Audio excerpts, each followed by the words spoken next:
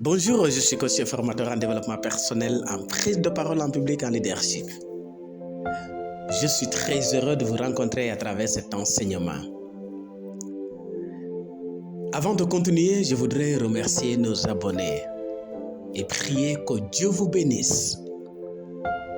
Aujourd'hui, je partage avec vous un enseignement qui va transformer votre vie. Je voudrais faire ce rappel. N'oubliez jamais que vous êtes en 2026. Parce qu'il y a certaines qui sont en 2026, mais qui sont toujours restées en 2025 et qui attendent des grands résultats. Ce n'est pas possible. Il nous faut être conscients que nous sommes en 2026 et se comporter comme des gens qui désirent vivre l'année 2026. Je suis sûr et persuadé que tu as une grande vision.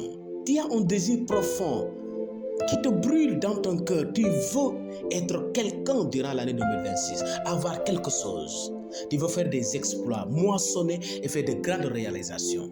Je voudrais te dire que c'est possible, mais il te faut d'abord éliminer ces 5 ennemis.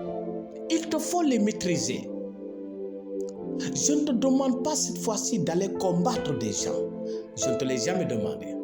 Je ne te demande pas de continuer de combattre les gens. Je te demande de te combattre.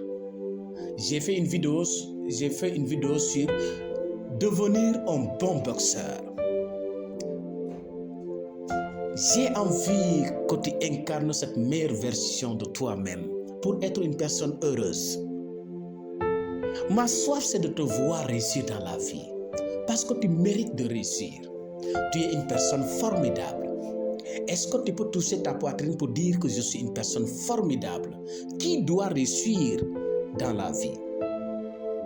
Quels sont les 5 ennemis à maîtriser ou à éliminer dans ta vie? Avant de te révéler ces 5 ennemis, merci de t'abonner et de cliquer sur j'aime. Merci de le faire. Que Dieu te bénisse. Tu aimes encourager les gens. Tu aimes motiver les gens. Tu aimes accompagner les gens. C'est pourquoi tu nous as soutenus. Que Dieu te bénisse également. Quels sont ces ennemis? Quand on parle d'ennemis, on parle de position. On parle de quelque chose qui peut t'empêcher d'avoir ou devenir. Un ennemi, c'est ton adversaire qui combat, qui te combat. Un ennemi veut tout dire. Un ennemi ne veut pas te voir réussir, ne veut pas te voir être heureux. Un ennemi a un projet contre ta vie. Je veux te révéler ces 5 ennemis qui sont dangereux pour toi. Premier ennemi, c'est la jalousie. Tu dois éliminer la jalousie dans ta vie. La jalousie, c'est un poison mortel. Elle va te détruire si tu ne triomphes pas sur elle. Tu dois arrêter de jalouser les gens. Tu dois arrêter.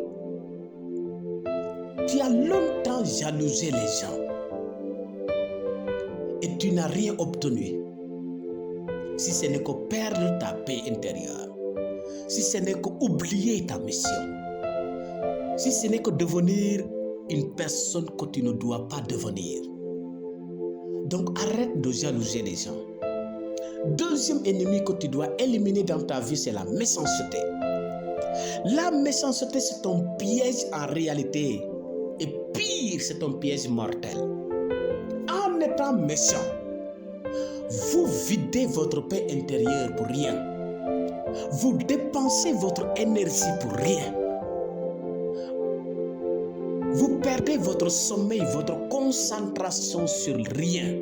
Vous n'êtes plus concentré sur l'essentiel de votre vie. Vous passez à tout moment comment détruire telle personne. Au lieu de se concentrer sur sa mission, au lieu de se focaliser sur ses objectifs, tu te focalises sur une personne. Tu oublies ta vie. La méchanceté te fait oublier qui tu es en réalité et ce que tu veux avoir dans la vie. La méchanceté est terrible. Tu dois combattre la méchanceté. Tu dois tuer la méchanceté en toi avant que la méchanceté te détruise. Personne n'a jamais gagné en cherchant à détruire les autres. On ne gagne pas en étant méchant. On finit par regretter. On finit par tomber. Donc, si tu ne veux pas tomber, te détruire, tu dois arrêter la méchanceté. Tu passes tout ton temps à combattre les gens à cause de leur réussite, à cause de leurs exploits, à cause de leur nom, à cause de leur talent. Tu dois arrêter de les combattre. En le faisant, tu élimines ces choses en toi. En le faisant, tu oublies qui tu es. Les gens te détestent à cause de ta méchanceté. Les gens t'évitent à cause de ta méchanceté. Les gens t'oublient même à cause de ta méchanceté. Tu n'existes plus pour les autres juste à cause de ta méchanceté. Tu es rejeté. Tu n'es pas aimé. Tu n'es pas apprécié parce que tu es méchant. Tu perds les gens à cause de ta méchanceté. Tu dois arrêter d'être méchant. Et si tu veux arrêter d'être méchant, commence à apprécier les autres. Commence à prier pour les autres. Commence à encourager les autres. Commence à féliciter les autres. Commence à croire aux autres. Commence à accepter ce qu'ils ont. Accepte leur talent, leur réussite, leurs exploits, leur nom. Il faut l'accepter. Ceux qui avaient combattu injustement Ousmane Sonko, la honte aujourd'hui les détruise. Ils vivent dans la honte. Les autres ont fui le pays. Les autres sont dans la prison. C'est ce que vous récoltez quand vous êtes méchant, injustement méchant. Quelle honte, quel échec. C'est comme quitter l'avion pour aller monter sur une charrette. C'est ce que la méchanceté va vous faire. Arrêtez d'être méchant. Troisième ennemi à éliminer dans votre vie, c'est l'orgueil. La Bible dit l'orgueil précède la chute. Le diable était dans un premier temps le premier ministre de Dieu. Mais par orgueil, en voulant devenir comme Dieu, Dieu l'a précipité, l'a rejeté. Aujourd'hui, il a perdu la gloire. Regardez ce qu'il a perdu. Quand vous êtes orgueilleux, vous risquez de perdre votre réputation. Vous risquez de perdre votre honneur. Si vous êtes orgueilleux, malgré votre talent, vous finissez mal. Vous finissez mal. Pourquoi? À cause de votre orgueil. Donc, combattez l'orgueil. Arrêtez d'être orgueilleux. Vous êtes orgueilleux à cause de votre connaissance. Vous êtes orgueilleux à cause de votre argent. Vous êtes orgueilleux à cause de votre santé. Vous êtes orgueilleux à cause de votre pouvoir. Alors, si vous ne faites pas attention, faites attention malgré votre argent, votre pouvoir, malgré votre renommée, votre connaissance. Soyez humble si vous voulez que Dieu vous élève. Si vous voulez régner, si vous voulez diriger, si vous voulez atteindre le sommet, soyez humble dans la vie. Quatrième ennemi qu'il faut maîtriser dans la vie, c'est que tu dois décider de maîtriser votre langue. C'est un venin, c'est un feu qui peut vous détruire. Beaucoup ont échoué dans la vie à cause de leur langue. Beaucoup ont passé tout le temps à pleurer, ont perdu des choses extraordinaires à cause de leur langue. Tu passes tout le temps à publier ta vie. Tu passes tout le temps à partager sur les réseaux sociaux. Tout, ça n'a même pas eu de racines, tu publies. Et en publiant ta vie, en publiant tout, tu montres aux ennemis comment te détruire, comment te combattre. Si vous voulez réussir dans la vie, vous devez être discret dans la vie. J'aime une personne discrète. Une personne discrète réussit toujours dans la vie. Vous devez être discret dans la vie. Vous ne devez pas publier toute votre vie. Regardez, pour savoir qu'il y a des parties de votre vie que vous devez cacher. Il y a ce qu'on appelle la chambre. Il y a ce qu'on appelle la maison. Il y a ce qu'on appelle le quartier. Il y a ce qu'on appelle la commune, le département, la région, le pays. Pourquoi? Ce sont des échelles. Ce sont des échelles à respecter. C'est la même chose pour votre vie. Arrêtez de publier tout. Aujourd'hui, il n'y a plus de secret. Dans les foyers, dans les maisons, dans le travail, dans notre vie, on publie tout. On publie tout. C'est pourquoi notre monde est pourri. Notre monde est pourri. Donc tu dois maîtriser ta langue. Si tu veux vivre longtemps et avoir ce que tu désires dans la vie, maîtrise ta langue. Arrête de tout partager. Arrête de tout publier.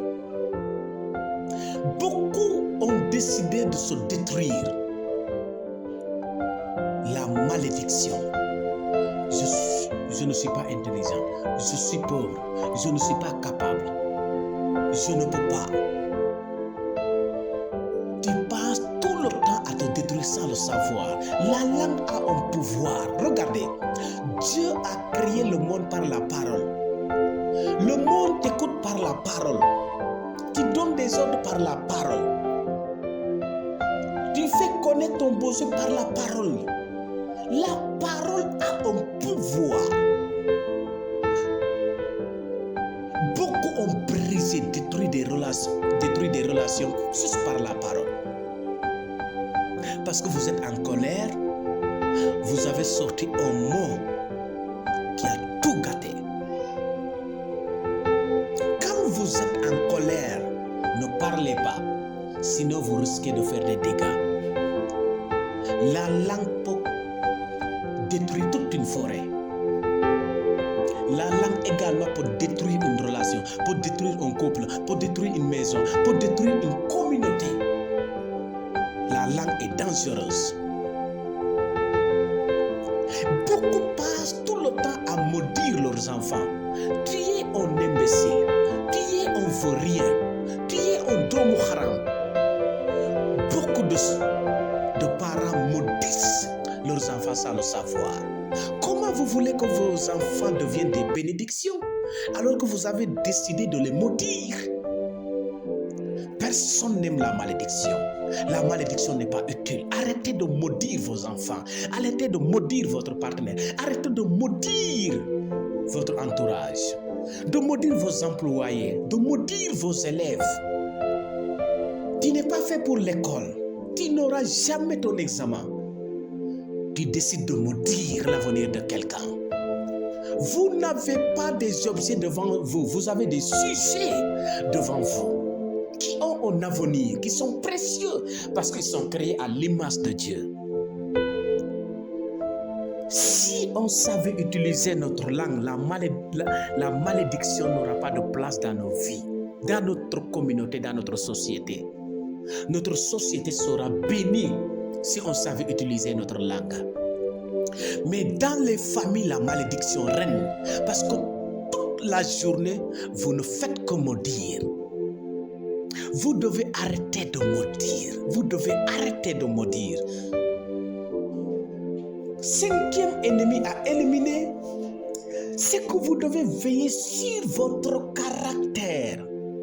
Le caractère n'est pas un ennemi, mais le mauvais caractère, c'est un ennemi.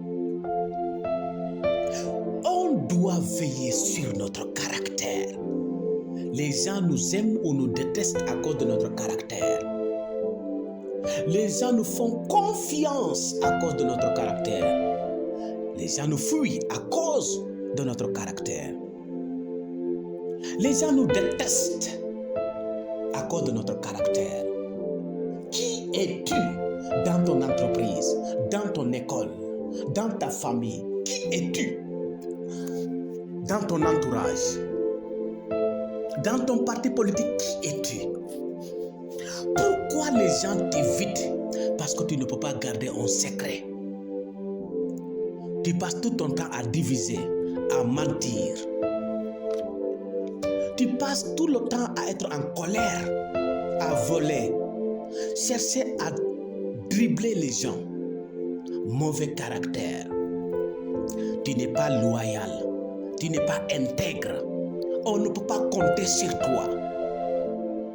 Tu passes tout le temps à divulguer les secrets, à pousser les gens à critiquer les autres.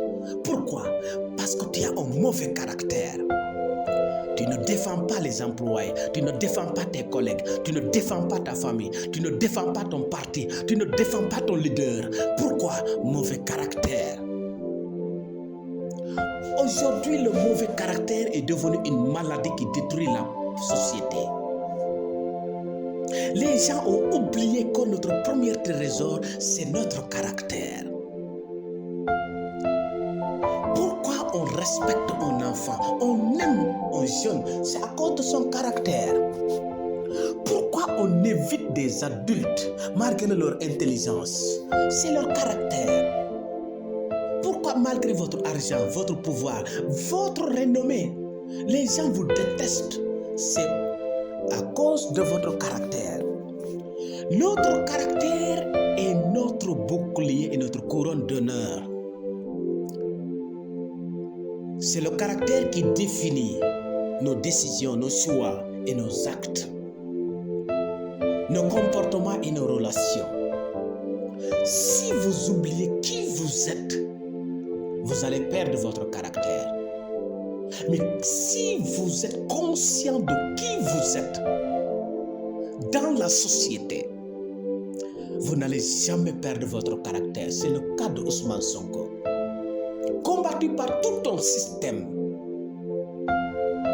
mais il n'a jamais oublié qui il est. Pourquoi malgré on a sali sa personne, sa réputation, pourquoi malgré tout ça, les Sénégalais et l'Afrique, le monde entier l'aiment?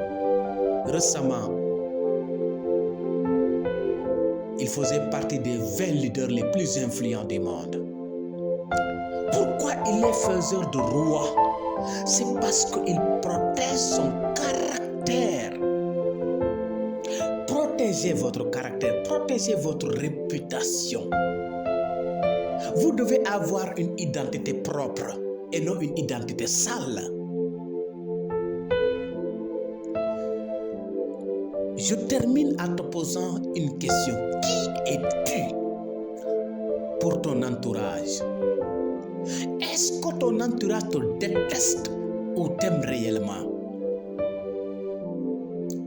Tu es considéré ou tu es oublié en réalité? Tu es un caméléon ou tu as une identité propre? Si tu es un caméléon, c'est que tu as une identité sale. Tantôt tu es blanc, tantôt tu es noir, tantôt tu es jaune. Parce que tu n'as pas de valeurs sur lesquelles tu dois rester solide, ma fondée. Je voudrais t'amener à la réflexion, de te lever si tu veux réellement être un héros, une héroïne dans la vie, à maîtriser ces 5 ennemis. Et à la fin, tu vas célébrer, tu vas réussir ta vision durant cette année 2026. Et tu seras fier de toi-même et tu amèneras les autres à être fiers de toi-même. Merci de votre aimable attention.